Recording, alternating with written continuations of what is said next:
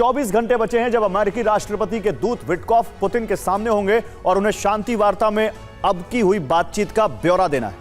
इस दौरान यूक्रेन का प्रस्ताव भी सामने आएगा। माना जा रहा है कि पुतिन शांति वार्ता पर अपना फाइनल फैसला सुनाएंगे, लेकिन इस बीच पुतिन का प्लान बी बहुत तेजी से आगे बढ़ रहा है। वार्ता से बात नहीं बनी तो पुतिन की सेना डोनबास पर कब्जा करेगी और इसके लिए यूक्रेन के पूर्वी छोर पर भीषण जंग चल रही है। कीव पर भी लगातार अटैक हो रहे हैं। कीव में पिछले एक हफ्ते से एक भी लम्हा सुकून से नहीं बीता है।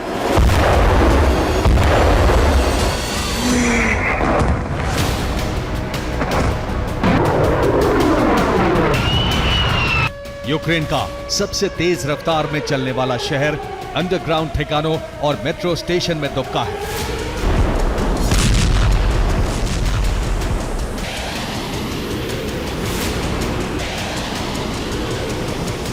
कीव पर हमले का जो सिलसिला शुरू हुआ वो वक्त के साथ रफ्तार पकड़ रहा है।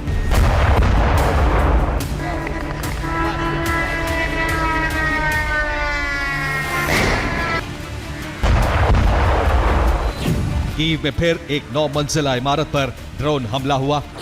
रात में रेस्क्यू के दौरान इमारत से 146 लोगों को निकाला गया। ड्रोन धमाके से इमारत के कई फ्लैट में आग लग गई।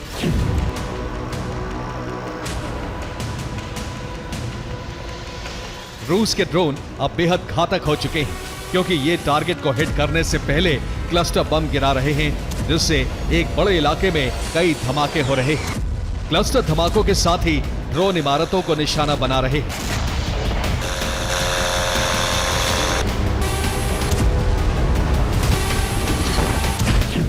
कीव में 3 लोगों की मौत हो गई जबकि 19 लोग जख्मी हुए हैं।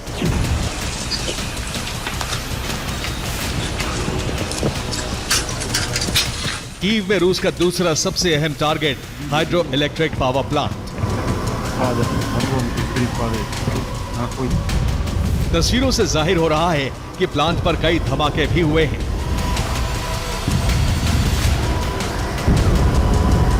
कीव में ब्लैकआउट कराने की कोशिश कई दिनों से चल रही है। इसी कोशिश के तहत रविवार को फिर रूसी फौज ने बड़ा हमला किया। ड्रोन के अलावा रूस ने फिर बैलिस्टिक मिसाइलों से हमले किए, जिसकी वजह से यूक्रेनी एयर डिफेंस नाकाम रहे और कई धमाके हुए।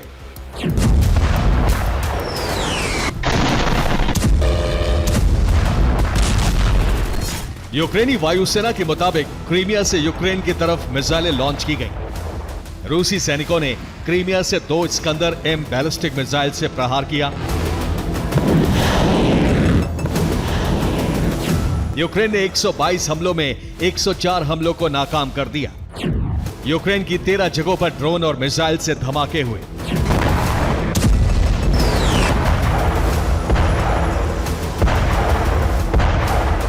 कीव को टारगेट करके रूस लगातार ज़ेलेंस्की सरकार पर दबाव बनाने की कोशिश में है ताकि रूस की शर्तों पर समझौता हो सके। लेकिन पुतिन का प्लान बी भी तैयार है, जिसके तहत कीव के साथ ही यूक्रेन के पूर्वी हिस्से पर लगातार हमले हो रहे हैं।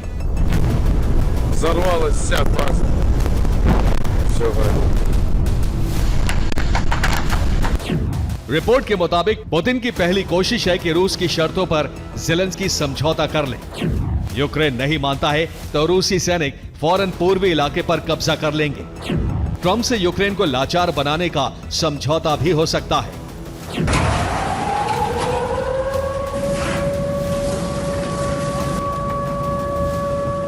पुतिन को लग रहा है कि ज़ेलेंस्की के अड़ियल रवैये से ट्रंप नाराज हो सकते हैं और ऐसे में पुतिन की सेना घातक हमलों की शुरुआत कर सकती है।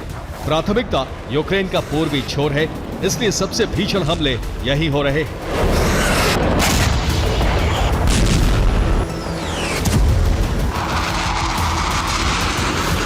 डोनेट्स्क पर कब्जे के साथ ही खार्किव में भी बफर जोन बनाने का प्लान है। तीसरी बार रूस की सेना ने खार्किव के वोवचांस्क में अपना ध्वज फहराने की कोशिश की, लेकिन यूक्रेन की मोटरसाइकिल ब्रिगेड सैनिकों ने इसे नाकाम कर दिया और रूसी सैनिकों को खत्म कर दिया। डोनेट्स्क में यूक्रेनी फौज रूसी सेना को चुनौती दे रही है, लेकिन रूसी फौज लगातार कामयाब हो रही है।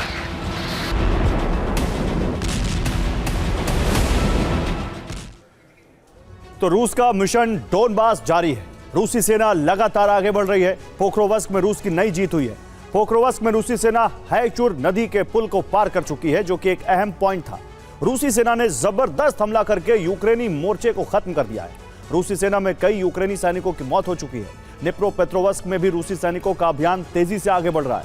निप्रोपेट्रोवस्क में कई ड्रोन हमले हुए हैं। रूस के हमले में नेटो के कई हथियार नष्ट कर दिए गए। निप्रोपेट्रोवस्क में यूक्रेनी संचार केंद्र को भी नष्ट कर दिया गया है, जिससे यूक्रेनी फौज को अब संपर्क करने में काफी दिक्कतें हो सकती हैं। निप्रोपेट्रोवस्क में यूक्रेनी ड्रोन सेंटर भी नष्ट हो गए।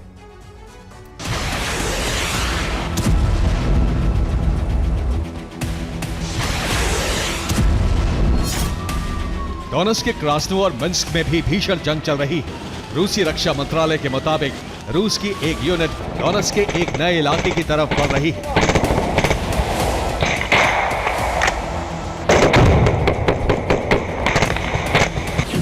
बीते 24 घंटे में ही यहां यूक्रेन के 260 सैनिकों की मौत हो चुकी है। डोनेट्स्क में रूस और यूक्रेनी सैनिकों के बीच कई जगहों पर मुठभेड़ चल रही है।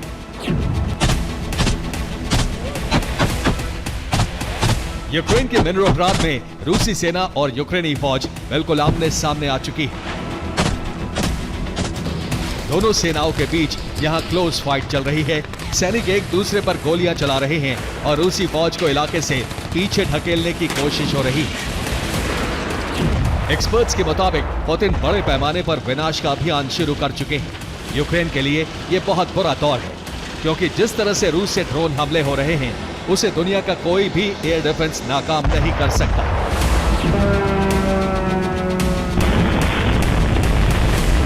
रविवार रात को रूसी सेना ने सूमी पर भीषण हमला किया।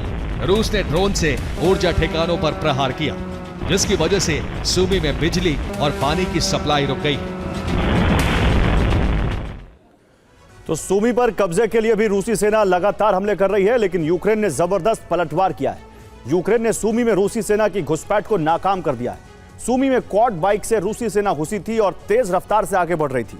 रूसी सेना की टुकड़ी पर यूक्रेनी सेना ने ड्रोन से हमला किया। ड्रोन से रूसी सैनिकों को रोका गया।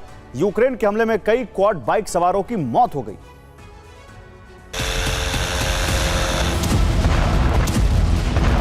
ड्रोन शक्ति में यूक्रेन पूरी दुनिया के सामने अपना लोहा मनवा चुका है, लेकिन अब रूस भी ड्रोन युद्ध में आगे निकलने की कोशिश में है। फ्रंट लाइन पर अब रूसी ड्रोन यूक्रेनी फौज को काफी नुकसान पहुंचा रहा है। रूसी यूनिट रूबिकॉन लगातार हमले कर रही है। रूबिकॉन ने ड्रोन पायलट को इकट्ठा किया है।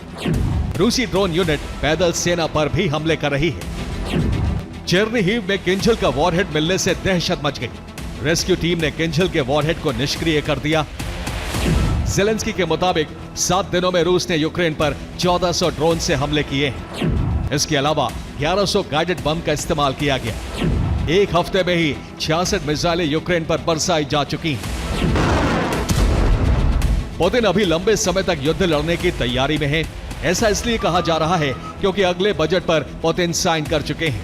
इसमें सेना पर भारी भरकम खर्च होने जा रहा है। Bureau report, TV9 Bharatvarsh.